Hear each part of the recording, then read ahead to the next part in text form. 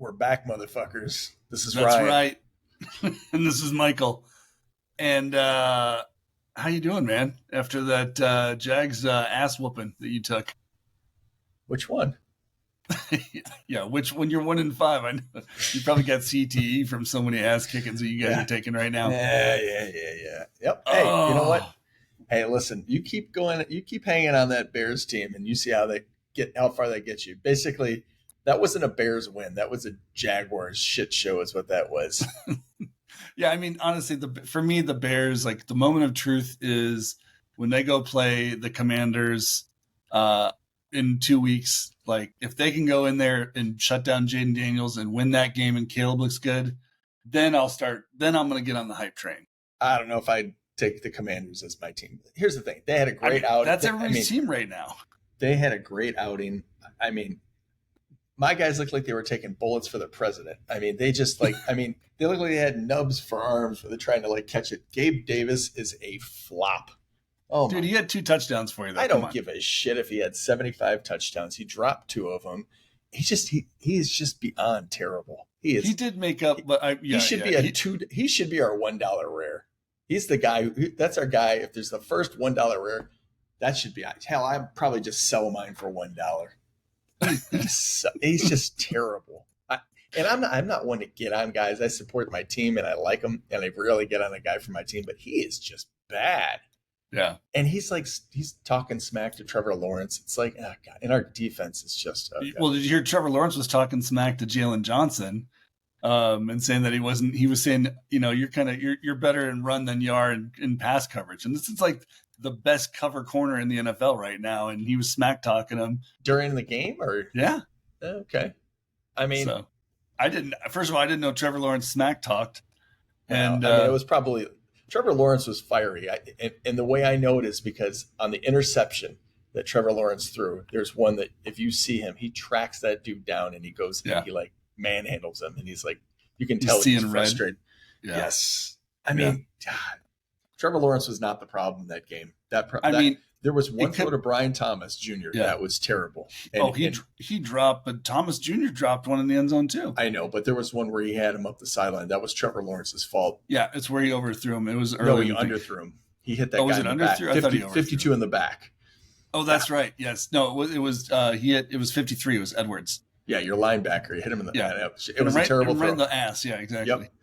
But again, the Bears played great. Your defenses did a really good job. I was impressed with them. Your offense, I think, again, I felt like they used Keenan Allen. Like they had that 4th down at the end of the game, towards the end of the game. And they just threw a slant route to Keenan Allen, and he just abused our DB. I mean, dude, it was Keenan Allen. Finally, nice to see Keenan Allen look like Keenan Allen. Like there was, I will say this. Look, Caleb is a rookie, and he's getting better. And I love what the Bears are doing and stuff, but I'm trying to be realistic about this year. But some of the throws he made one to Keenan Allen where he put it between 2 of your defenders, and they were both diving in. And man, it's when you see that, those are throws that I've never seen a Bears quarterback make, ever. So, well, I don't think we've seen a defense like the Jaguars in a while. So and that's what I'm saying. There's a lot of football left, but here's the thing. It's nice to just know that we can at least be competitive and not get our asses kicked every week. So I'd rather be on your side than my side right now. So, well, and hey, it could be worse, right? You could be a Cowboys fan. So yeah. Oh my gosh, that was rough. Yeah, or it could be a Browns fan. I mean, what a shit show that is. yeah. That's I think I sent you the meme of what it's like being a Browns fan. It's a little kid who's got this little punching thing, and he fires it off and hits himself in the nuts. And that is literally what it's like being a Browns fan right now. And then they just traded away Amari Cooper. Did you see the video I sent you about the kid who starts crying when they tell him Amari Cooper got traded? Yeah. I wonder if they're not going to move Myles Garrett, just fire sale it. Deshaun Watson's contract is so bad. I feel like they're going to have to move Myles Garrett, kill the Deshaun Watson contract, and just start over. Again, I'm just going to say, I said that. I think if you go back to episodes 1, 2, and 3 from us, you did. You have been a hater of Deshaun Watson for the whole time, and I said that it would be the worst. It would be worse than the Herschel Walker trade. Yes, you did. I got it. Absolutely said that. Yes. No, And, I'm the last person that wants to give you credit, but I will give you credit on that one. You yes. absolutely, and I will say that I didn't disagree with you. I definitely did not think it was a good trade, but I wasn't like as like hell bent. Like I wasn't like, oh, this is like, you were like, yeah, you were definitely all over that being an absolute stinker. Yep. 100% right.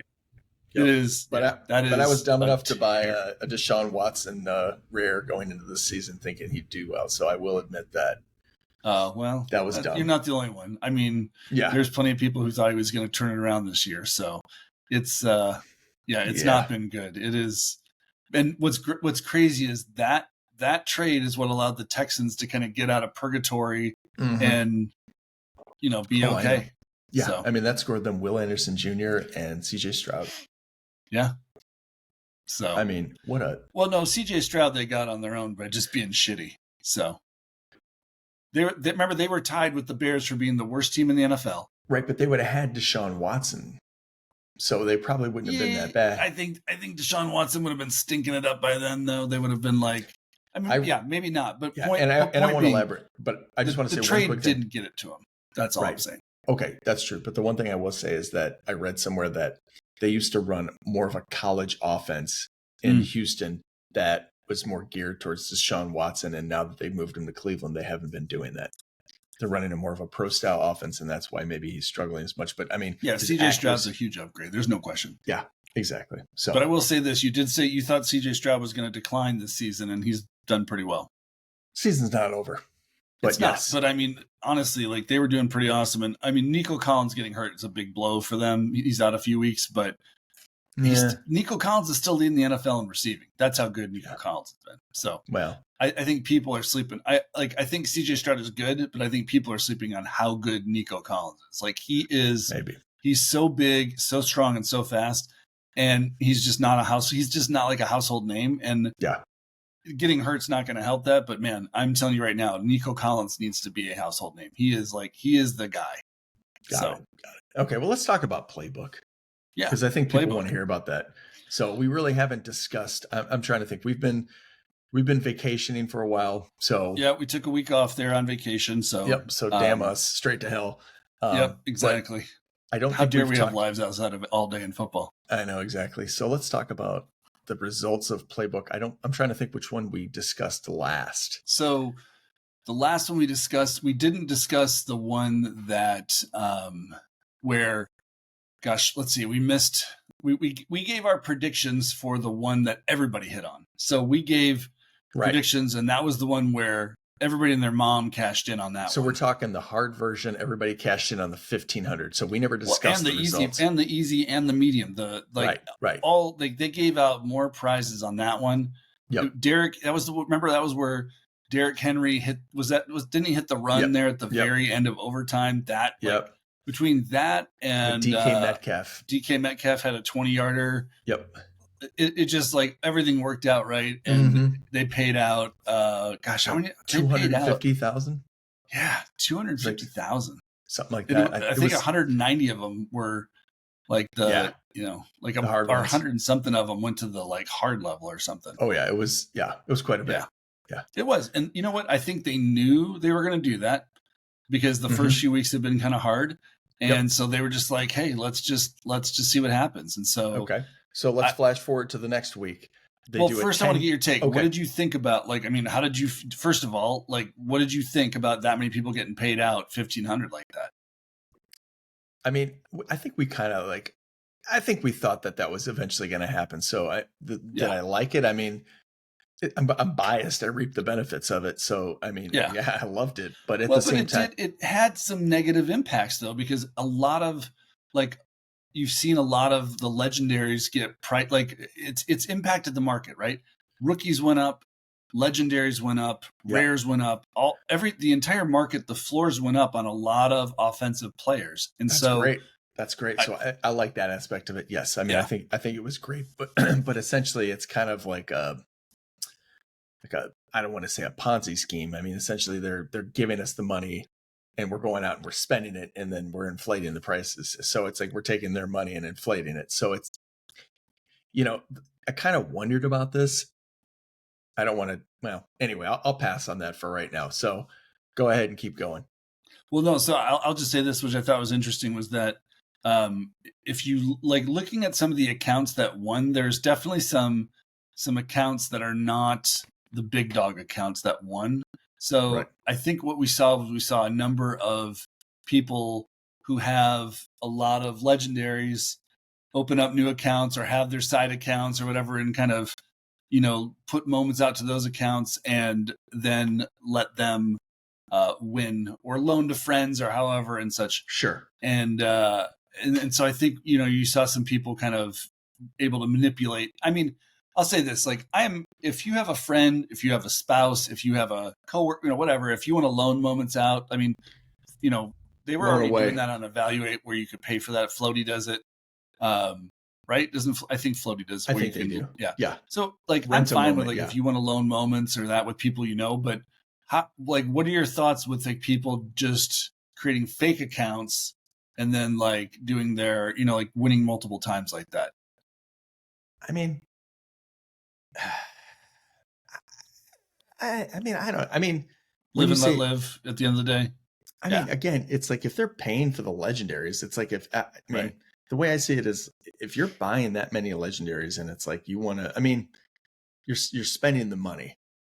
And it's not like an easy contest to like the 1 week was an easier one, but well, right. And that's the week I'm talking about. Yeah. I mean, I think here's the thing. There's bigger fish to. It's in my mind. It's like live and let live. I don't really like. Yeah. Like you said, if you got 100 legendaries or whatever, and you create 5 accounts and you win, and you've got the right people. Okay. I mean, that's why not, right? So. I mean, they're kind of yours to do. I mean, as long as there's renting moments, it's a little shady, but I'm not. It's no big ticket 49. No. No, again, they have to realize that, this is going to happen. And it's like, some of these big dogs have put in a lot of money. It's like, if they want to take a couple cracks at it, fuck it, go for it. I agree. I don't think anybody's worried. I don't think anybody's worried about that. I don't think that's. Oh, I think trust me, there's always somebody worried about something. So I'm sure somebody somewhere is concerned, but right. Anyway, but what I will say I did see is I saw a lot of people kind of congratulating other people, saying, "Hey, I didn't win, but I saw other people win. Congratulations!" I just like that's what I want to see more of. It's like you're not going to win every time. Don't be a dick about it. It's like somebody else's win. Give them a thumbs up, a high five, whatever the hell you want to do, and just say good job. It's like be happy for the other guy and stop being a whiny little bitch. Just. Well, yeah. I mean, you and I have been very clear. Like you and I we whiffed on every playbook up until the one where a lot of people hit. We were lucky enough to win a little bit there. Yeah. But it's like it's at the end of the day, it's like it's good for the system for more people to win to get money because again, like you said, they're putting it back in the system, and it's like you can win by selling moments, right? Like you don't have to just win by winning, like money to buy moments. You can, be one of the people that has a moment, then turn around and sell it, get a good return on it. So yeah. So, and then let's fast forward to 10K. I just, I'll lead that off and I'll say, 2 people won. Mm-hmm. I think that was kind of the plan that, it was a little bit tougher of a thing. I mean, it was, somebody had to have 7 receptions, and I felt like that to me was the toughest one. And I mean, if you looked at it and you actually, researched it enough, which I know I did, Chris Godwin was clearly one of the guys that you should have been investing in. Because he's clearly had a lot of catches in every week. So to me, that was, I don't know if people didn't play Chris Godwin, I think they were making a mistake. Well, I should have consulted you then. You should have, because I felt like he was kind of a slam dunk. Well, I think it was tough too, because it was like, it wasn't just that. It was, you had to have, 100-yard rusher, which Derrick Henry was. Yep. And then for me, the tough one was the 300-yard quarterback. To me, it was, Jared Goff was a slam dunk on that one. Well, yeah, I did. Yeah. If you had Goff, if you didn't have Goff, then it could unfortunately, be a problem. I do have Goff. So I looked at that one. I felt like that was the lock to me. Well, to me, Jordan Love was a slam dunk, and he was, but the Packers got up so far that they actually just like took him out of the game. And so he would have easily thrown for 300 yards if they wouldn't have pulled him, but it was just, But there was 3 guys. It ended up being Goff. Lamar Jackson ended up being one. Now that one, I will say, I would have never in a million years picked Lamar Jackson to throw. And then who was the third one? There was one other guy. And it was like kind of like a guy. It was like it was unsuspecting. It wasn't Joe Flacco. It was. Did he even have a legendary? I don't know. This is going to bother me. Are you looking it up?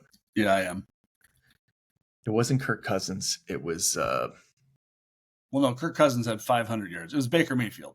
Baker Mayfield. There you go. Man, that guy's balling out. He's playing well. Yeah.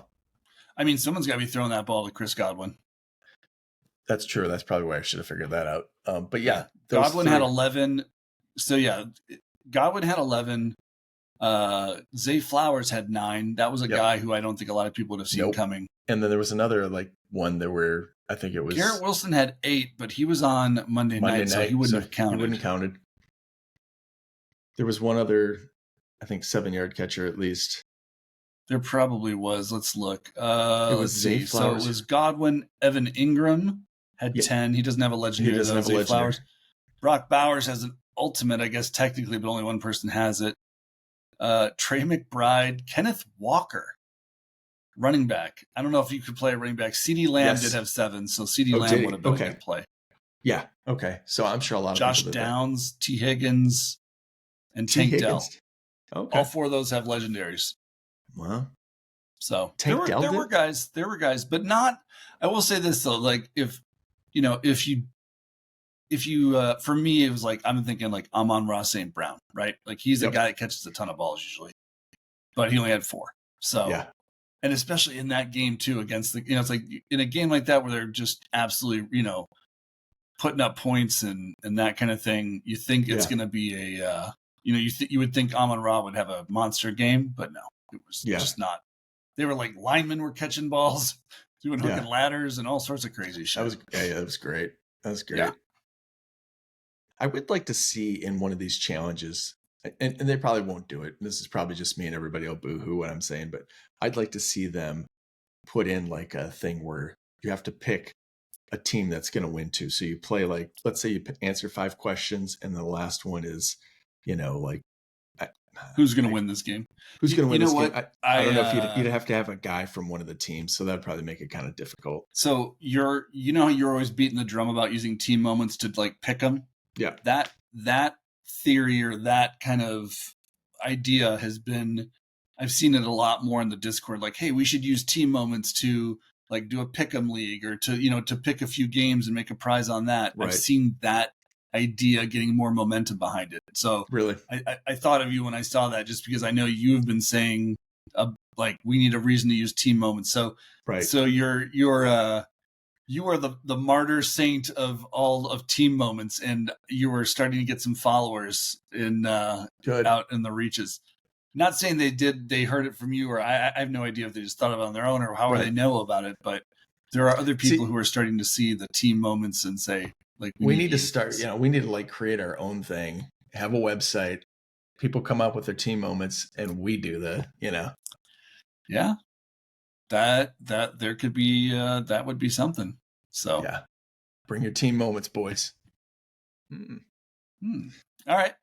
So, speaking of team moments, I'm going to transition into All Day did something with Ticketmaster with the Bears, nonetheless, where everybody who went to a Bears game got an email afterwards from Ticketmaster saying, "Hey, you've got a free, digital moment and a collectible here on All Day that you can go, access and have for free. All you have to do is just like kind of sign up for an account." And which game was it? It was the Bears Titans game. Okay. It was the Bears Titans game was the play that it was from, I believe, or could have been maybe it was the Carolina game. I take that. Probably back. It was the Carolina game. That would make. I think it was the Carolina game actually. It was the Carolina game, and so anyway, they sent it out to everybody. There's probably I don't know what the count of the game was, probably around 60,000. Okay. And it looks like the moment minted out at 2,600. I've heard through the grapevine, I've heard through, whatever, that the 2,600 moments were minted by 900 individuals. So like a family of 4 goes, and if a family of 4 goes, I can 4. mint 4 moments for, all 4 tickets. So there's probably some of that. There's probably some people, who, anyway, not to speculate, but feeling like the uptake on that, I would imagine of those 900 people, some of them, first of all, there's only about 2, 3, 4,000 active users in all day. So 900 is pretty high for them to all be current users. So I'm thinking actually, I mean, 900, like, so what you're looking at, 1,000, let's just round up and say 1,000 out of, and I'm going to round down and say 1,000 out of 50,000. So you're looking at about 2% of the people who went to that game minted out at least one moment, if not multiple. Right. And so, it's not a huge, it's an okay success rate. I mean, I would guess a lot of those emails just got spam filtered, thrown away, never read, all that. Yep. And so they only had a 48-hour window to claim them. So it was a pretty tight window. Anyway, so that being said, I think that's probably, of those 900 people, a few hundred of those people are going to be new users. So it'll be interesting to see if any of those people stick, if we start seeing, like some new names pop up or some new money come in from that. But if they got 50 new users out of that are actual 50 good, solid new users. Right, like actual, Right, that buy like 4 or 5 packs here and there. Yeah. If they got that, they have just won the lottery. Yep. But here's what I'm saying is, like, if they can just do this with multiple teams too, and like get, just a few guys each time in, I mean, it could be something. It's a slow drip, but nonetheless, I mean, I think the numbers still sound kind of low to me. Like, I don't think they're great. Like, I'm sure they were hoping for more, but I'm just going to say there's got to be a way. Like, I don't know what they have to pay Ticketmaster, but I got to imagine the money that they're shelling out for this. I just feel like they could probably get so much more mileage doing it in another way. And just, I mean, there's NFL fans that like gather at other events, and going through an NFL game in Ticketmaster, they probably had to pay a premium for that. I just got to think that there's an easier way to do it.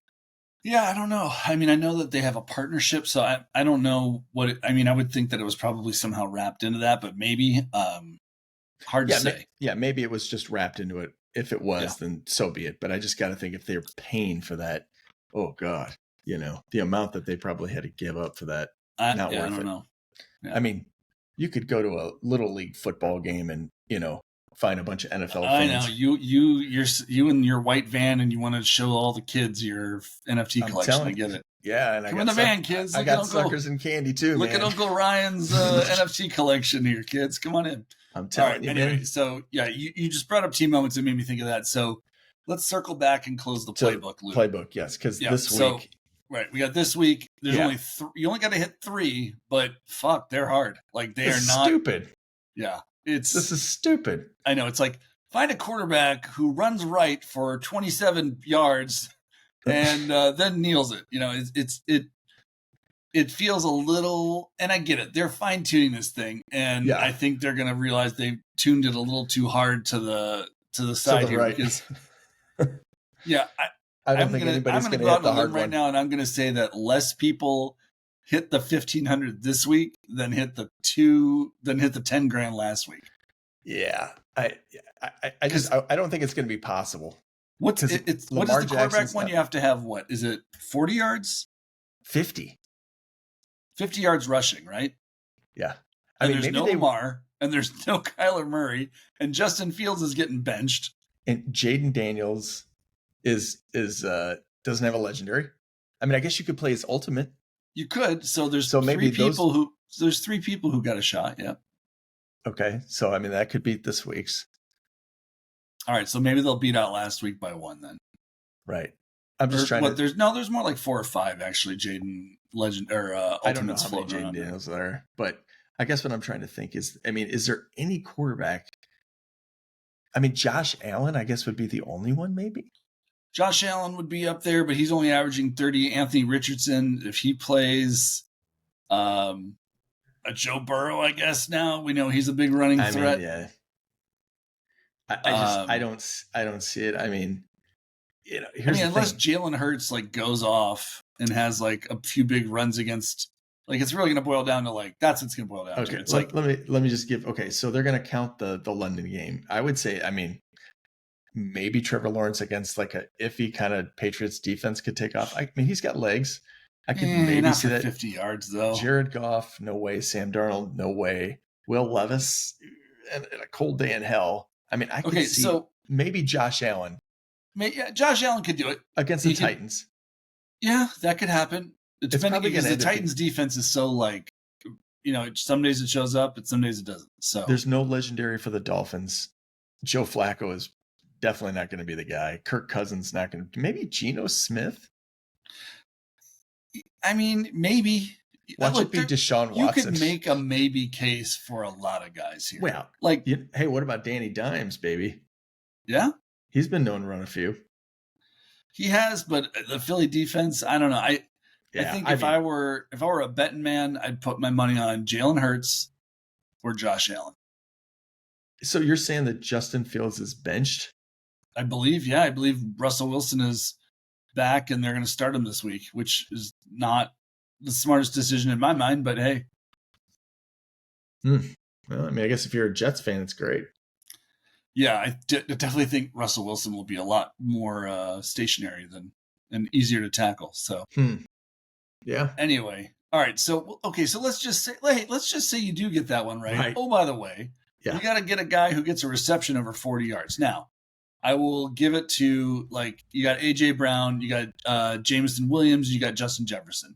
All three of those guys could hit. But you got to pick them both. I mean, this is like a lottery ticket here. This one's a little bit easy. It's easier in the sense of there are multiple guys there that we've seen hit 40-yard plus receptions multiple times this year. But again, the likelihood of guessing the passer and then picking the guy who catches the pass for 40 yards. But by the way, so to me, the third one is the one. You got to get a guy who runs a touchdown over 30 yards, and I don't even know, this is going to be tough. I don't want to pick on all day, but I feel like they just handed this off to somebody who doesn't know shit about football, and they were just I think they just thought, here's what I think they 30 yards. Okay. 30 sounds good. Dude, but here's what I think they did. I think they thought, okay, we've been making it get 4, get 5. What if we just drop it down to 3 and make them just a little bit harder? I think they're really just testing out they're we're guinea pigs, right? They're just testing what they're doing is they're we gave away too much money in week 2. Cut that shit down. I mean, yeah, to a degree. I think that's what they do. I think they're going to try hard. And then week 9, they're going to go, okay, yeah, we thought we'd give away. I think they're going to, when they hit a certain point, they're we should have given away this much money, and we've only given away this much money. We'll give them another easy one. So yeah, maybe. I don't know. But I think that's this week has been made to not go. And there's part of me that hope is just 6 quarterbacks do it. Here's what's funny though, is I kind of I hear everybody saying that, but I feel like this will be the week where 3 quarterbacks rush for 50. Everybody's saying there's no way, and then all of a sudden it's going to happen. I'm just saying. The whole thing is that there's 3 things. It's if it was just one, if you were okay, if everything was pretty normal. I mean, again, they were asking us to get a guy with 1 tackle. And now they're asking us to get, 1 tackle and no, not on legendary. Legendary was a sack, but yeah. Oh, okay, it was a sack. Or hard mode. It was a sack, and it was a touchdown. 7 receptions was doable. 300 yards passing. That was tough. And then it was catch 20 yards, pass. That's stuff that's attainable. But this is not. Anyway, this is a tough one. Yeah, for sure. It's a toughie. Let's fucking move on. All right, let's move on. Let's talk about the new. Let's talk about some of the new pack drops. So great. When last time we talked, launch codes was hitting. Launch codes hit. Launch codes looks good. It's holding a decent amount of value for the rares. And again, part of it is probably just due to the fact that people want those moments to use in Playbook, so that makes sense. Yeah. Question of the year is, why is Gardner Minshew still $26 when he's riding the bench? I can't figure that one out. Well, because I'm sure a lot of people locked him, dude. Did you see how many people locked for that Mahomes? No, I didn't. There was, I want to say it was, it was almost, it was pretty close to all. Oh, really? Okay. It was one of the most like locked moments that I've ever, like, percentage wise, because they minted they were minted at what, $3.99? I think it was less than that. Why do I want to say it was 300? No, I'm thinking it was $3.99 for the maybe launch you're right. codes. Maybe hang on. It's gonna. Are you pulling it up? I'll pull it up. Go ahead and keep going. Anyway, so I think that the Mahomes moment, and I think you had to lock Minshew for the Mahomes moment, was that was the reason why that you saw that you're going to see a lot of these kind of $3.99 have value. So $3.99, right? Yep. Okay, so Richardson, 256 people locked for the Anthony Richardson, 294 people locked for the Mahomes. So almost 300. So almost 75% of all of those launch code moments are locked for a year now. Like, that's a really, for a rare set, that's a really good, like, a high percentage lock. Yeah. Okay. You're right. I mean, I'm looking at this. Here's Gardner Minshew. 294 of those are locked. Yeah. So he was one of the guys who had to lock for Mahomes. Sale. Yeah. Wow. So again, they did a good job on that. Yeah, they did do a good job, and I applaud them. They've been doing this on all the series. This is what you should do. Like, this is how you do it. Like, if you want the premium guy, if you want the Mahomes, if you want I know Richardson's not a premium guy right now, but if you want the desired guys, you got to lock to get them. And then they're going to have that master locking at the end where you lock, so it's like you can't just lock them and sell them and like ditch your moments. You got to keep them all and re-up later to get the master challenge. And I love it. So, like, make people, if you want to be a collector, be a collector. And if you don't, then just pay through the nose for the moments that you want. And then that's fine. Like, that's how it should be. I agree. So back to we were talking packs, right? Yep. So anyway, that was launch codes. Now, then we had kind of this, the next series, which was the ground greatness, I think it was what it was called. Okay. And that was all the running backs. And then you're locking those to get those guys. And then this week, it's interesting. So when we had the running back moments and the quarterback moments, it was, you would buy a pack for $49. It would have two rares, shot at legendary, shot at ultimate, shot at, whatever. And then some uncommons and commons through the rest of the pack. Well, because the defensive players aren't as valuable, they're actually guaranteeing 4 rares in the defensive gems packs. So same price for a defensive gems packs, but you get double the amount of rares guaranteed. Got it. And it looks like you're talking about the defensive gems one? Yep. And then you're chasing a Brock Bowers ultimate. Right. In the pack. Including 1 of 10 ultimate moments from Brock Bowers. Who I think right now is, if we're gonna settle on the top 5 rookies that are gonna get legendaries, Brock Bowers is he's in the top 5, 100%. And so they're just going off the actual voting? Mm-hmm. Okay, so they're actually taking the NFL's voting, and then so at the end of the season, the NFL announces the 5 finalists for the Offensive Rookie of the Year. Those 5 guys get the legendary. And I'm telling you right now, Brock Bowers is in that top 5. You think so? Has to be. He is. Yeah, he is. He's like not just doing well as a rookie tight end. He is one of the top tight ends in the NFL right now. Okay. Has to be. I mean, I can think of like a couple quarterbacks like that are going to secure. I mean, Jaden Daniels and Caleb Williams are going to be there. They're going to unless one of them falls off the cliff. Yeah, even if they fall off a cliff. I'm saying, like, if Caleb Williams blew his ACL right now, he wouldn't be in there. Not after 6 games. Not after 6 games. He wouldn't make it's too short of a window.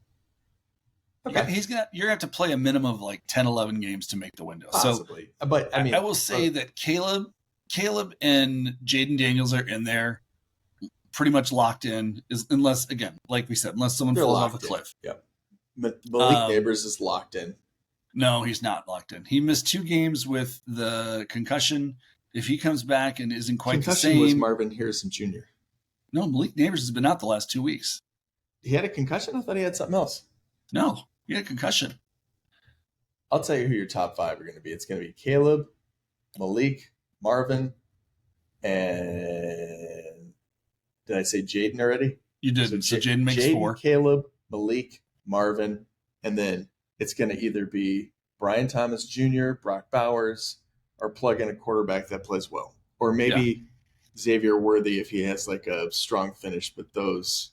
I don't disagree with your other four. I'm just saying that right now, the fifth guy in that conversation right now is Brock Bowers. Right now. Yeah. Brian Thomas Jr. is if he had better quarterback play around him right now, he would be.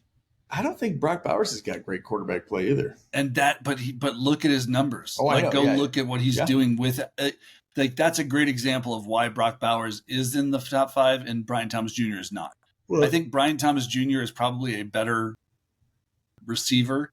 Yeah. You know what I'm saying? But agreed. He's not a guy like the one good thing about a tight end is that you run short routes. Right, and so right. Even when you got a crappy quarterback, you're still going to get fed as a tight end. Yes. When you're a receiver on the perimeter like that, you're very dependent on your quarterback playing really well. And so Trevor Lawrence has, for whatever reason, struggled a little bit this year. Yeah. I mean, Brian Thomas Jr. didn't do himself any favors on Sunday when he's dropping balls in the end zone either. So it's that's for real. Yeah. So but that being said, Harrison Jr. Harrison Jr. has been really inconsistent. Like he was invisible week 1, then he has like this great week 2, and then he's invisible, and then he has a great week, and then he's invisible. And now he's got invisible. He's got what? Look at his numbers. Go look at his game logs.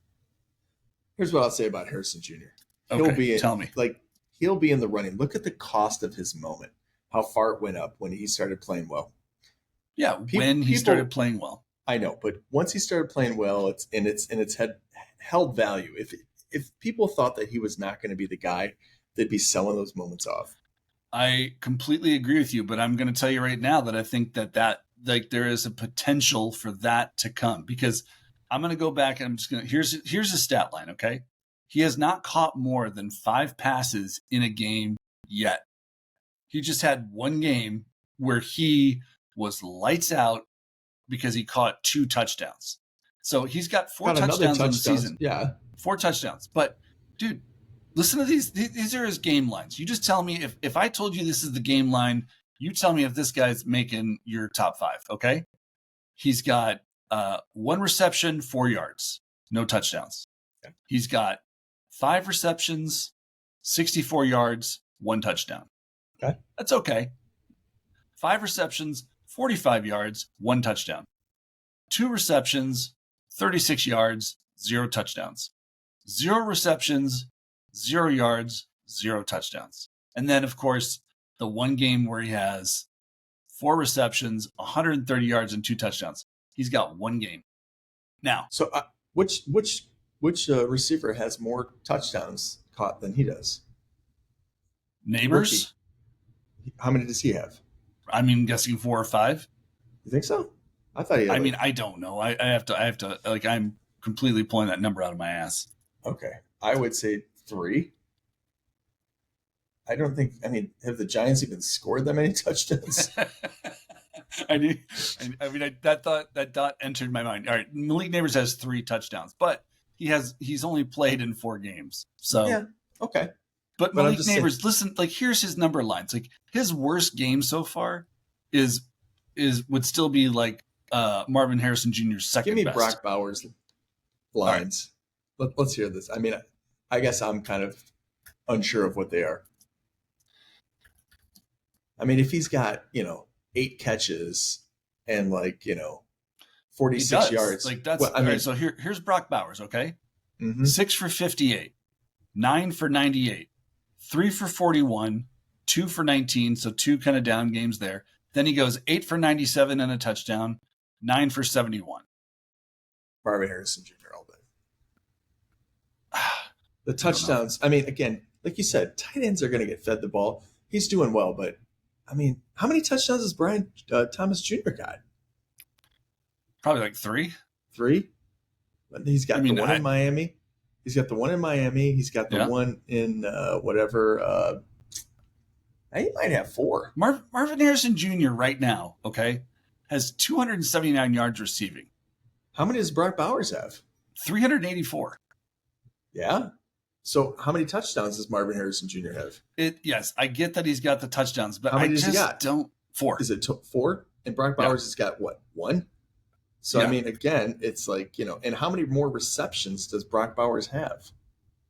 He's just catching he's catching He's got underneath. double the receptions. He's got Well, of course he 37, does. and Harrison Jr.'s only got 17. I'm sure if they line Harrison Jr. up as a tight end, he'd probably have a lot more receptions. I disagree. I don't think he's got the body. I mean, he's big, but he doesn't got the body. I get what you're saying, but the bottom Brian line Thomas is, Jr. has 3 touchdowns, by the way. Okay.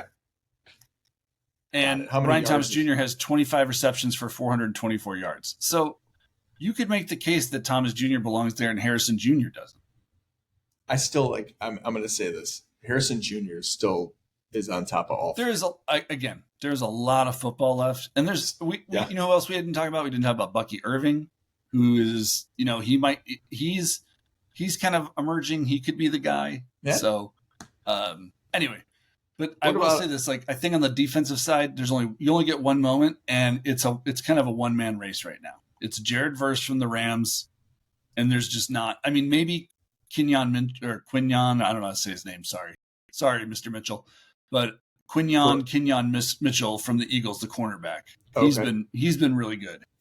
But I think that Jared Verse has been a little bit better. He's just been really solid. Like, he's not getting a lot of sacks. He misses the quarterback a lot, so he's got to work on that.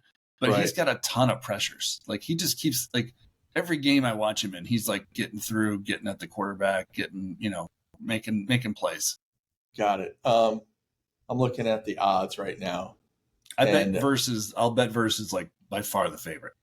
Yeah, but Latu for the Colts is another one I think has a decent shot. Yeah, he's got a decent shot. Verse has been the most consistent so far. I don't even know how, like, Chop Robinson can be on this list. Because he plays. Chop Robinson, I mean, Dolphin fans are going nuts about what a bust he is. Oh, really? Yeah, they keep saying, "Oh, you took it," because he went right before Brian Thomas Jr. Oh, well, I think they didn't need another fast receiver, to be honest with you. What they needed? It was someone who could protect the quarterback who gets concussed all the time. Yeah, maybe a quarterback. Well, or an O-lineman. Anyway, point being, I think there's a lot of football left. So for us to, I mean, we're just, we're having a little fun. But yeah, we're like, what, a third of the way through the season. So there is a lot of football left. A lot of things are going to change. I think there are going to be some players who, who are kind of going to be hot early that are going to fizzle. And there's going to be players that we're not really talking about right now that are going to kind of really emerge, especially with like injuries. Like, yes. I mean, I know this is going to sound crazy, but Drake May, like, I think he could be in the top 5 conversation. Like, I really do. Yeah. He played pretty Michael well. Penix Jr. could still be in the conversation. Kirk Cousins could blow his ACL tomorrow. Yep. And we could have Penix for the rest of the season and never seen him yet. And he could come in and just all of a sudden be like, he's one of those guys where he's kind of pro ready too. Like, if there were a quarterback who I thought could come in and have like a really high floor, it's Penix. Like, I think he could come in and like really play well, especially that's a team that's got a lot of weaponry. It's And it proves to be that when quarterbacks sit for a year, not all of them, but the good ones, when they sit, sometimes they come in and they do really well. I think he's going to sit more than 1 year, honestly. I think he's going to sit 2 or 3. I think he's going to be Jordan Loved. Like, he is going to, Love sat a few years, and I'm telling you right now, including me, did not understand what the Packers were doing with that. Did not think that was a smart decision, but man, it turned out to be a pretty solid choice. So we'll see. I mean, I don't know if Jordan Love's really turned out yet, but we'll see. I can't. I hear you, but until he starts, he's still playing really well. So I don't know how we can sit here and say like he's not. So yeah. Okay. But so what else do we got?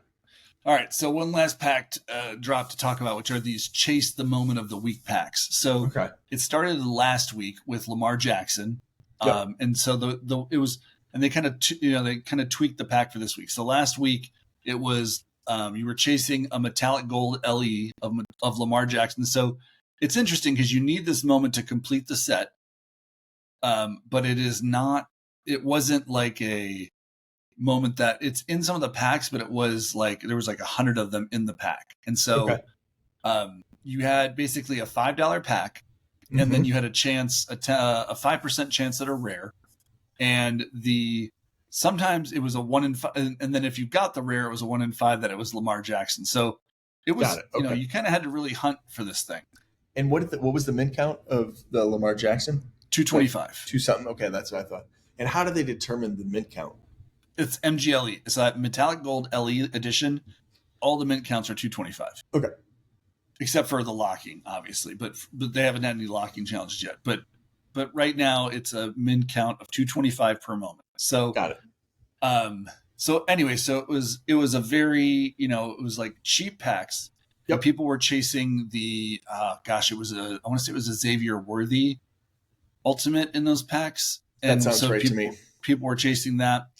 And then this week, I know for sure this week it was a Xavier Worthy ultimate in this week that's already been found.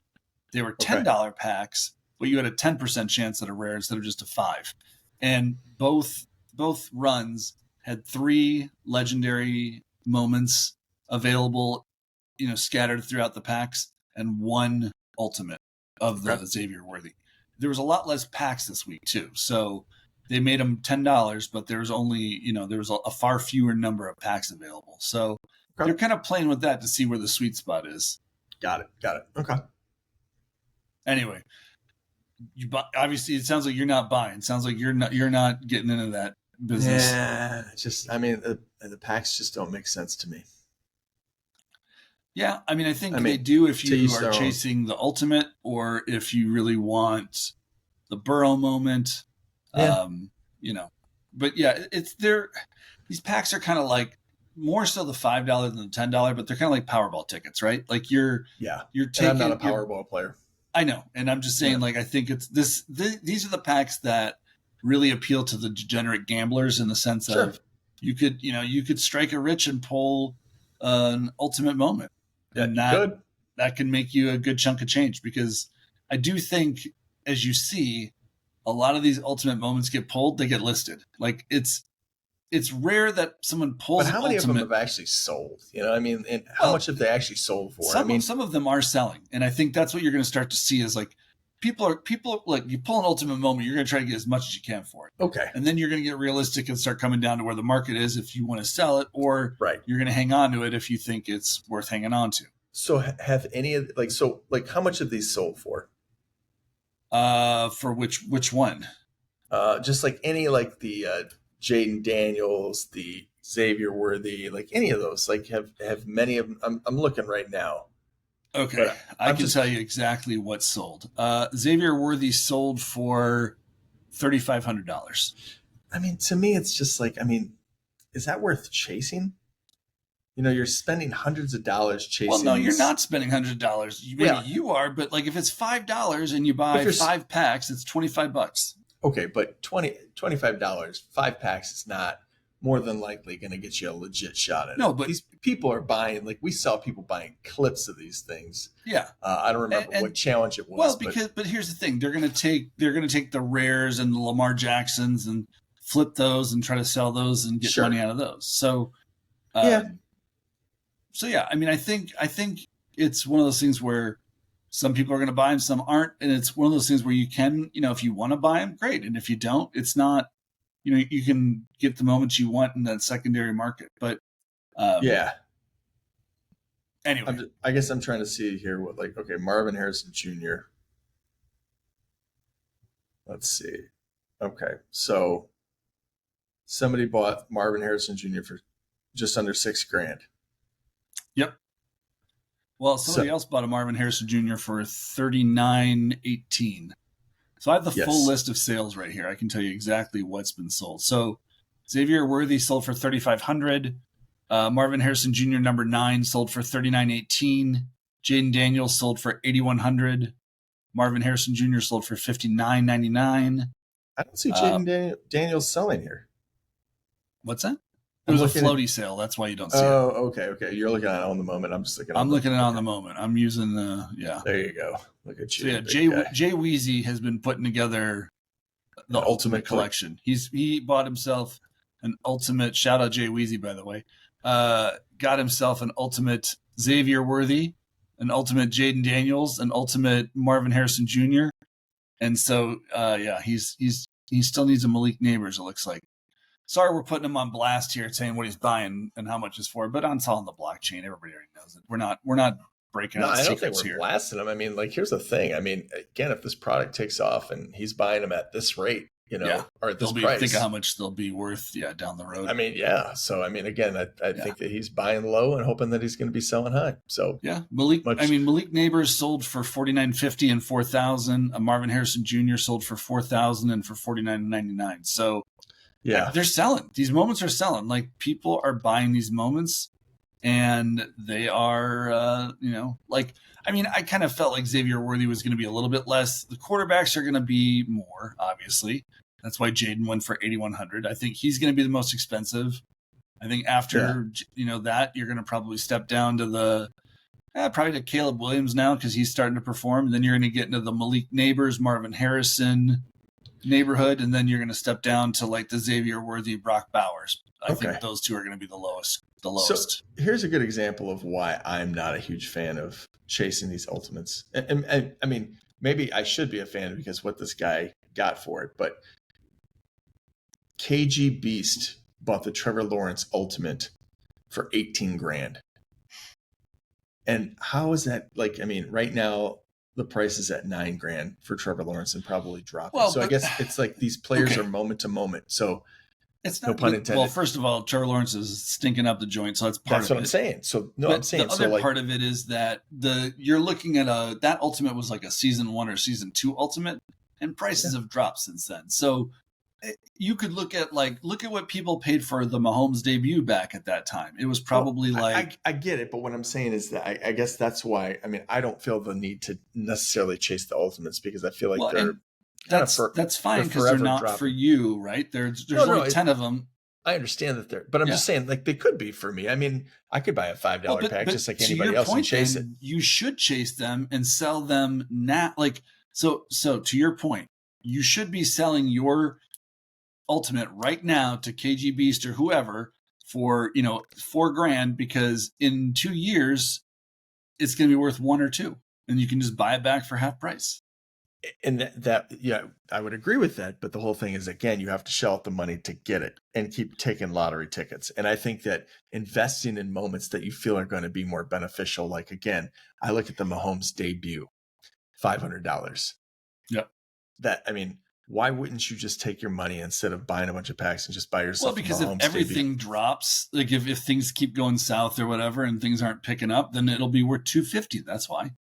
Yeah, but the whole thing is, the way I've kind of viewed the market is that Mahomes debut is kind of the barometer. It's like if that thing's dropping, the whole damn market's dropping. There's as of right now, he is a good barometer. Yes. The product is centered around him, and it's like if he drops, you're screwed. I think that we'll see that start to shift though going into next year. I think Jaden Daniels could become CJ Stroud is kind of like. I think you're starting to see some. Yeah, go look at CJ Stroud. No. Yes. Hail to the no. Why? The dude's won 2 straight Super Bowls and possibly could win a third. These dudes have. I understand. I understand, but it's not a rookie moment. At the end of the day, people want rookie moments, and so why would I'm still saying people are going to want a Mahomes debut, but Mahomes is going to hot take. Chiefs aren't winning the Super Bowl this year. Okay, it's hard to three-peat. Come on, Charlie Brown. Fuck that. I mean, like, you're saying that they're not going to win. I mean, that's just you saying that. And I said, what did I say last year? I said they were going to win, didn't I? Okay. Well, so who's going to win? Not the Chiefs. I'm not saying no team has ever three-peated before. So I mean, I'm saying that's true. Right. So that's. But are they going to be in the hunt? Of course they're in the hunt. Of course they're in the hunt. Which team is the team that everybody hates because they're tired of seeing them winning? Everybody's going to love to see them lose. I don't hate the Chiefs. I don't hate Taylor Swift. I don't hate Travis. Like, I don't hate any of those folks. Like this, I'm not saying this from a place of like, sure. I hate that team. I'm saying this in the sense of like the Chiefs are a team where I'm telling you right now, like I don't, there is nothing I can say except for last preseason, I knew the Chiefs were. I put money on that Super Bowl bet. You saw me do it. I said it the whole time, even when they started off kind of rocky, and it was like, oh, blah blah blah, right? I said no, the Chiefs will win the Super Bowl, and sure as shit they did. Well, guess what the Chiefs did this year? They started off 5-0. I don't Right. like that for them. They don't do what, like, this is not going to end well for them because you don't want to be winning. You don't want to win 5-0 now. You want to be 3-3, 2-4, 4-2, and just like kind of 1-5? whatever. And Do you want to be 1-5? I don't know. I mean, anyway, is that one for the one win? That was. Okay. Anyway, and then you want to kind of like, get healthy at the right time, ramp up, and build into the postseason. And I'm just saying, what if they go 18-0? Remember another team that did that, don't you? Yeah. How'd the Super Bowl work out for them? Not so good. And I loved every minute of it. Exactly. So I'm just saying, like, I know the odds are on my side, but I've got a feeling that, like, look, I like the Chiefs. I'm not hating on the Chiefs, and I could be wrong. I could very well be wrong, but I'm just saying, it feels like a year where they're playing, they're getting some wins now that they shouldn't be.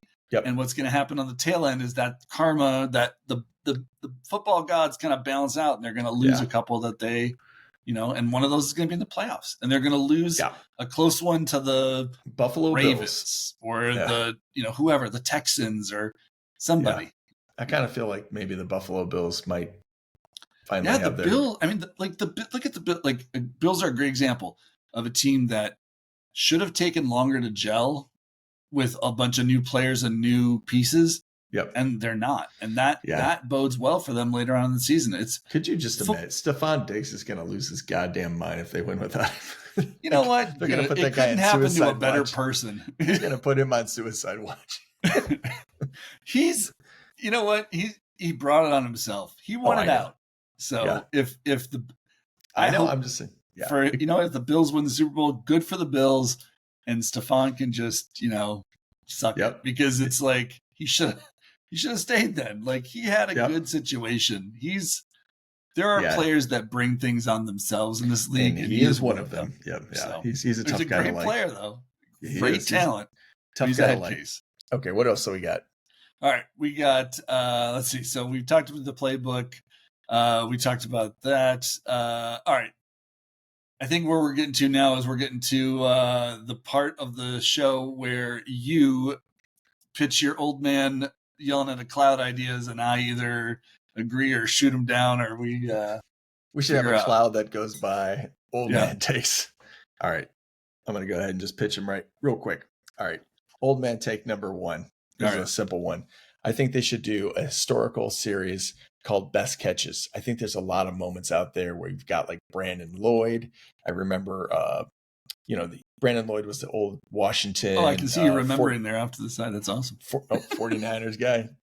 49ers guy.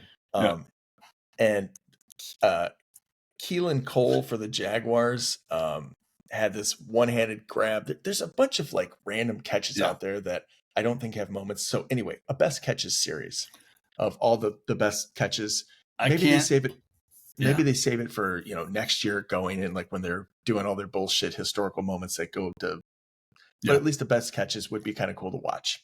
Okay, I realize now that like a lot of shows have an overreaction Monday where they give hot takes and then we decide how much of an overreaction that is. And this is kind of our overreaction Wednesday, right? Like this is your...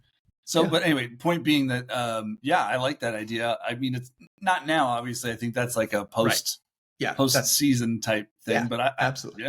I like it. Okay.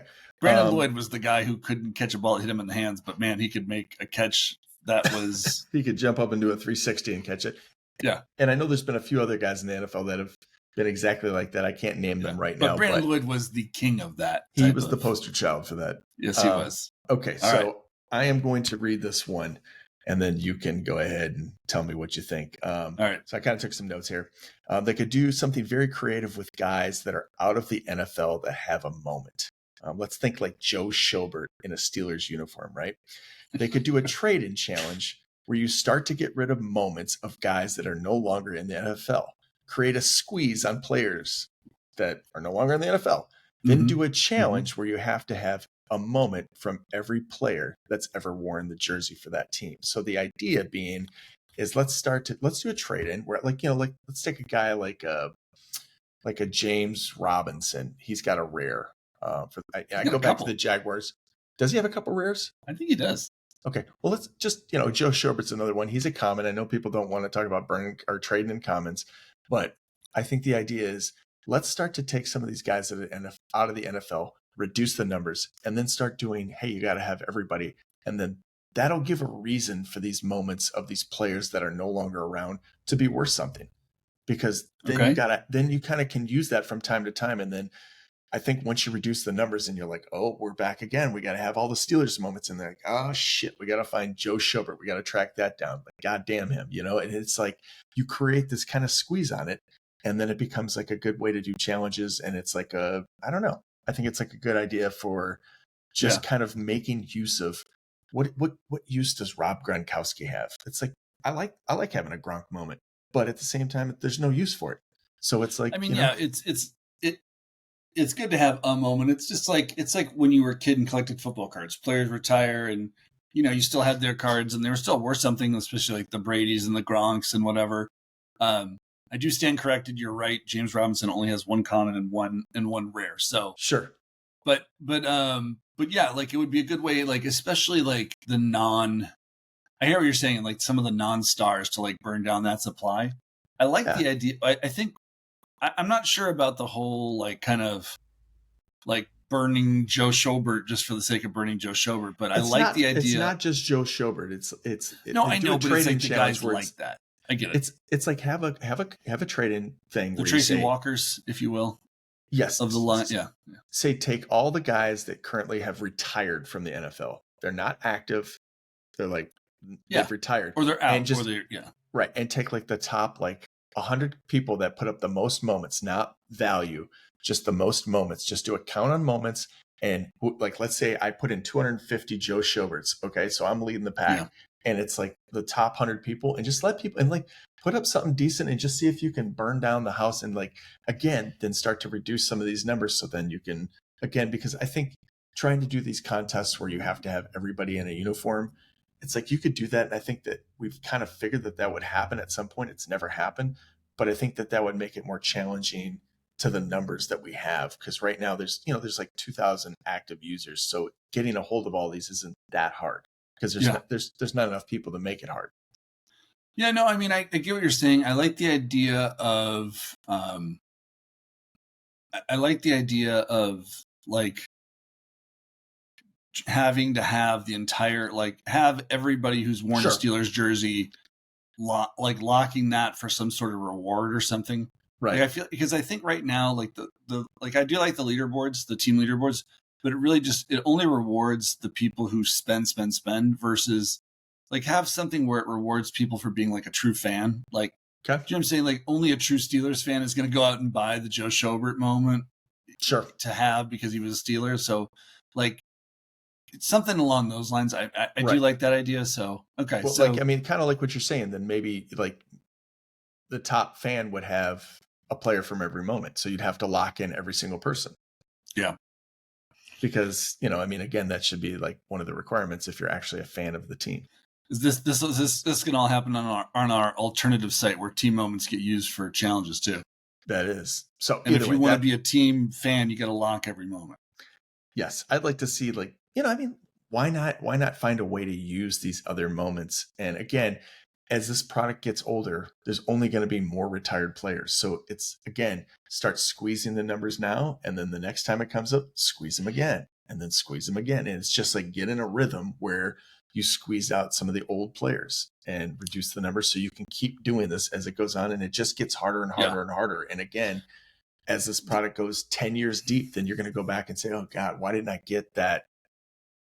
There's a lot of like forgotten moments. So yeah, I get what you're saying. Like some of the forgotten ones. And it's like, if you start it now, you can start reducing the numbers. It's like, what is like 5 contests like this? Like you do them over the summer, do it when you're looking for something to do.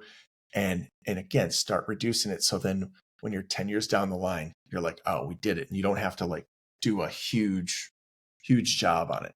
Reduce the numbers now. Maybe that's how they work on getting, the greatest catches packs distributed. There you go. I will say this though. It's like, there is such a huge focus on burning moments of stars and rookies and like that. Like right now, I think that the user base is small enough that they've had to make a choice, and they've said, Yeah. okay, look, like the moments are $1 and sub-$1, and we can't fix that. There's too many of them. It would be, we could burn, and it would just drop, right? And so I think they've just kind of said, look, we're going to just let there be dollar moments for Joe Schobert and all these other guys. Right. And we're going to just focus on trying to create more value for the key players. So it's like, correct. That's why you see like the Thursday night, Monday night flash challenges. It's always like, burn the guy who had, 3 touchdowns or whatever. And so, that's the concept. Right. And so we discussed my other idea, which is kind of burn the guys, in these flash contests, you got to burn the guy who did really well. And you're thinking, hey, that guy's probably going to do me well. But it's in a sense, you should be burning the guy that did terrible, because I think more people would be more likely to trade in a lot more of that guy because he stunk it up. You're basically saying burn the bum.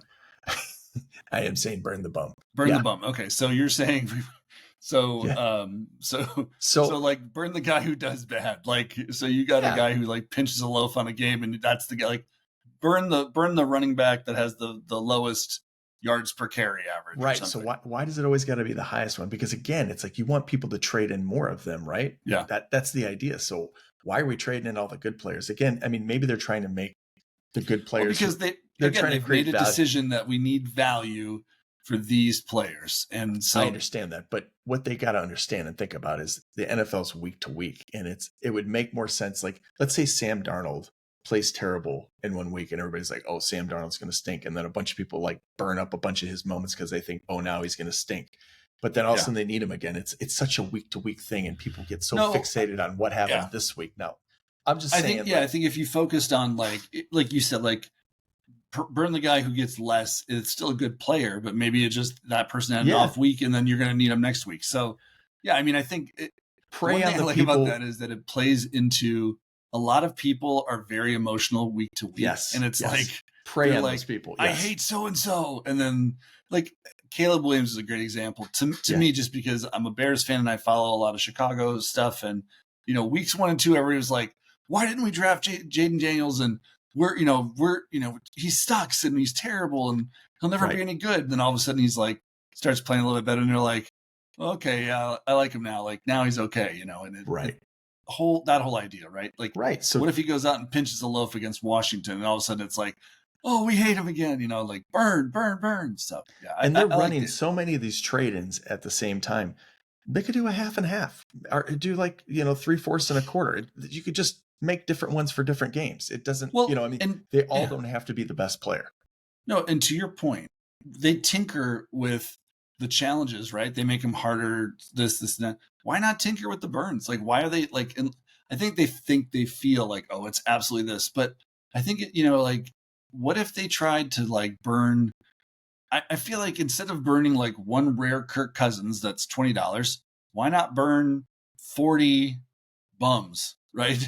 Like, I feel like more people would burn 40 bums and be like, yeah, like I need Kirk next week. I don't want to burn him. But if you give me a shot, if I can burn 40 bums and have a shot at something or whatever, I'm happy to do that, because I can go out and floaty and buy them for a quarter a piece. Yes. And again, people are so emotional that even if they have a good player, like Aaron Rodgers right now is kind of in the dumpster. People are like, whatever. I mean, before the Devontae Adams, but people would be more likely to, and I know they did in Aaron Rodgers when he did good, he was on the winning team and you had to burn him. But I'm just saying, when people are down on him, they'd be more likely to burn 3 instead of 2. That's a good example. Like Aaron Rodgers is someone who people would have happily burned 2 weeks ago. And then the Devontae Adams thing happens. And then they're like, oh, why did I burn all my Aaron Rodgers? Now I need him, so. Yeah. So again, that's one. And then, here's my last one that I want to pitch. And that is the serial number contest. So think of it like this. They put up like a grid, and it's got 1 through 25. And what you need to do is you need to have a serial number to place number 1, number 2, number 3, number 4, number 5, all the way up to 25. You have to have a serial number. So let's say I look at all my moments and I'm like, okay, I've got serial number 23. I plug it in and I look 1 through 25 and I'm like, okay, I need an 18 and I need a 14. So I have to go out and I have to buy these serial numbers, and it could be any player. It could be a common, it could be a legendary, but you've got to have that serial number. and it's got to be 1 through 25. That's, I mean, make it anything you want. Sure. But the idea is that let's have people go out and buy a, again, for lack of a better player, you know what I can think of? Tashawn Wharton. Okay. Go out and buy his number 18 serial number because you need it for a contest. It's like, why, I'm looking at a lot of these low serial numbers and I'm noticing the prices are dropping. There is no reason to buy these common low serial numbers unless you're a fan of the team. So create a contest where you have to have these random serial numbers, and why not? Because people will go out and buy them. They're not that expensive right now. It could be worth it. Yeah, and if you make a fun prize or whatever, I think, okay, I like that. I think that's probably your best idea yet of tonight. Okay. All right. Well, that one did good shit on. I'm glad to hear that. I don't think I shit on any of them. But I think some were better than others. I like that idea. I think that would be like a fun kind of, it's I don't want to say it's like a scavenger hunt, but it almost is, just because they do have that ability now where you can like look for moments in the marketplace and sort by and look for a specific serial numbers. Yes. So, I like that idea. I think that's just like cool one you could throw out like midweek. You could, save it for Thanksgiving. I don't know, come up with something that's kind of fun like that. So yeah, those are my ideas. The one thing I did want to comment on that I feel like they've done a great job on, again, is still the trade-ins. The trade-ins, that they're keeping them coming. They're not, I'm not necessarily, I don't like every last one of them. They're not all for me, but the fact that they're doing them and they're consistently trading in moments is good. I still think, and I'm going to say this, I think they need to ramp it up. I think they need to do more of like a midweek kind of thing, just to kind of, like a Tuesday, Wednesday bump, just to kind of keep people interested. And maybe that's happening and I'm just not picking up on it, but I feel like more, just kind of like random stuff that they can just do from time to time to kind of keep it going. I feel like everything's like, take the top, like passer, take the top. I mean, mix it up, come up with something, include a team moment just to make me happy, just create different, I don't know, have they used defensive moments very much? I don't think they have. Not really. I mean, a little bit, but no, not really. Right. And I'm not saying, like, again, they're running like 10 at a time. Throw in 2 defensive, throw in something, or make 12. There's going to be trade-ins for so there's a trade-in coming up now for the defensive packs. Defensive, yeah. And for those defensive players to and get the jersey cereals. So I guarantee you you're going to get your wish this week. Yeah. Yeah. I want to see, when I look at the overall number of moments being traded in, it's decent, and I remember how I did this, but I was looking back in the past to see how many moments were being traded in from some of the older playbooks. And I still think there was actually more being traded in the past than there are right now. Well, because that was back in the day when everybody who participated, you had to burn moments to remember to unlock the rewards. Right. So I guess what I'm saying is I think they need to find a way to up it, like, I don't know. So I feel like, I think better moments are being traded in. The moments of more value, but at the same time, I think the numbers are less. And, so maybe that weighs out at the end of the day, but I feel like they could still ramp it up, test the saturation point.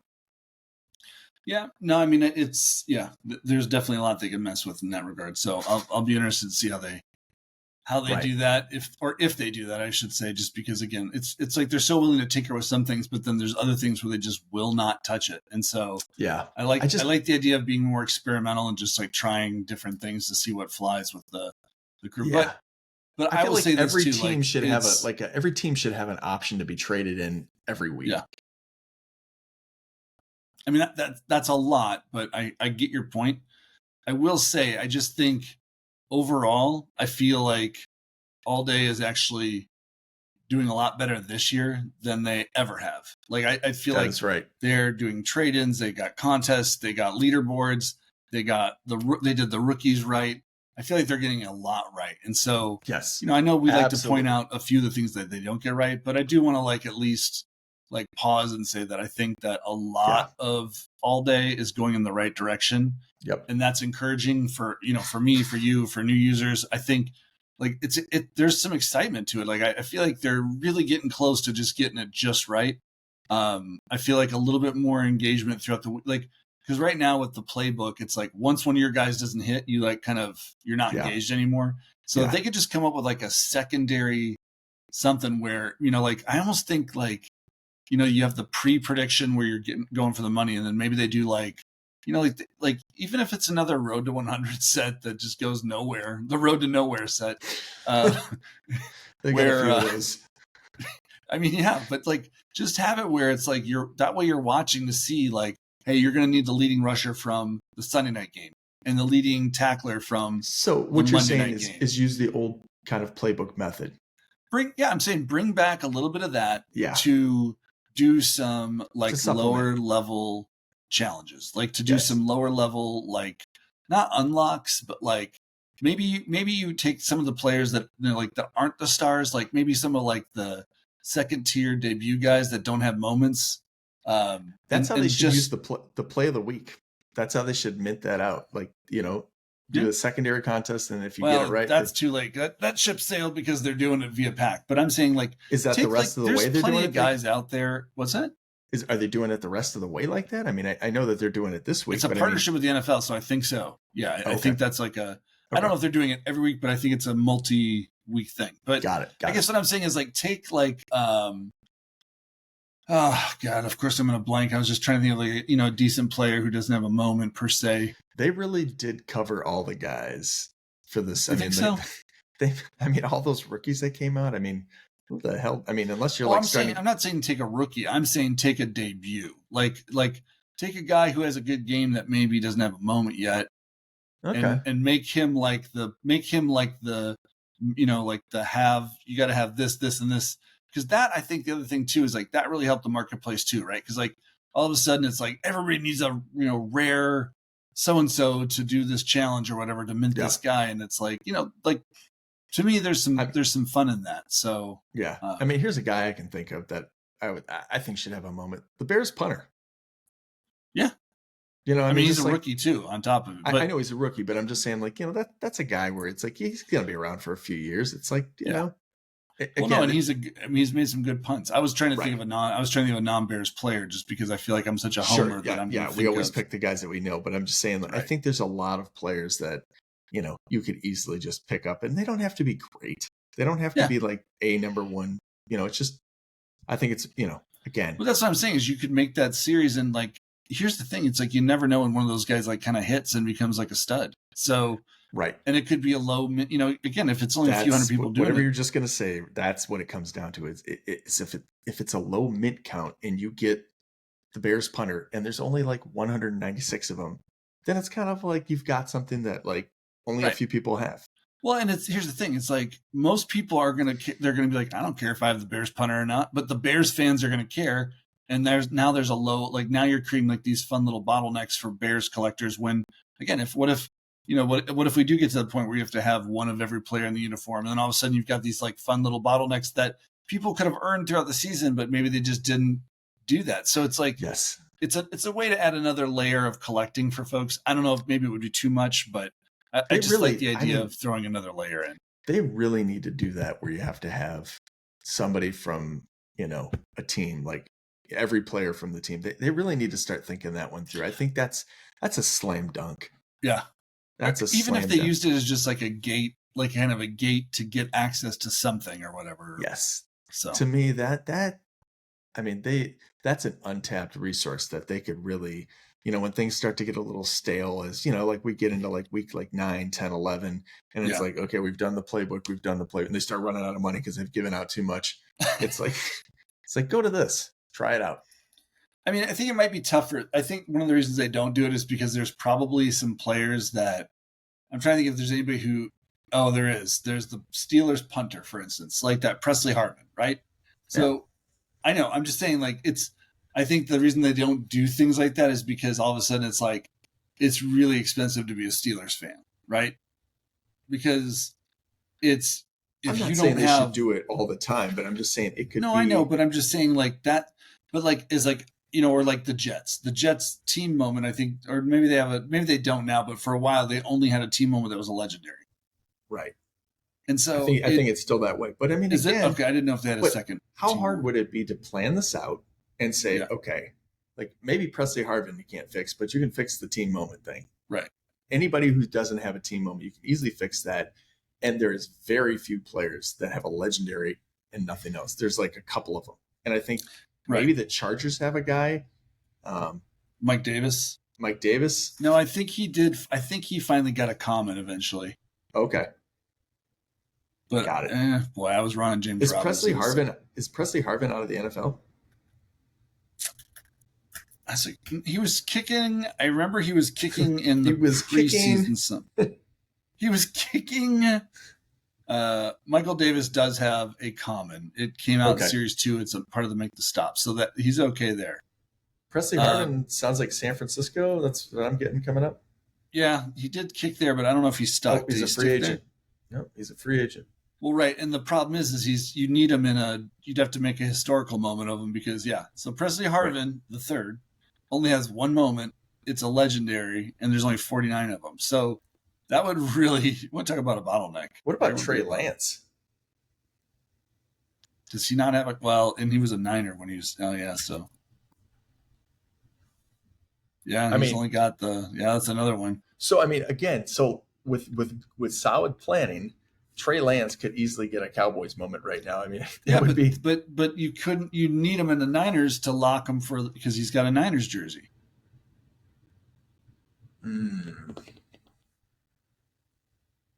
Yeah. I mean, they could probably do it where if you have the guy, does he have to be wearing the uniform? Well, yeah, that's the whole point. Well, no, I'm just saying, like, if you have a Tyreek Hill and you're doing a Chiefs lock and he's wearing a Dolphins uniform, could they make it so, hey, you can still use him? I mean, you think that would ruin the contest? Anything, but I think that would defeat the purpose. Okay. Yeah. Okay. So there's going to be a couple. Yeah, I'm kind of looking through. It seems like it's really rookies for some reason for the legendaries. Right. It looks like that series right there, the series 1, they did a couple guys. I don't know who else they did. They must have done a few other ones. I'm looking for rookies. Basically, Davis Mills got a comment. More. Yeah, he got a comment. It's basically anybody who didn't pan out. Well, Davis Mills didn't pan out. That's true. Well, I think they stuck with him a lot longer. And he must have had like a decent throw or something. Rashad Bateman, does he have a common? Does he got a legendary? God. Yeah, he does. He has a rookie revelation. Giving these guys legendaries because it was a rookie. That was a rookie series where they gave some of these guys.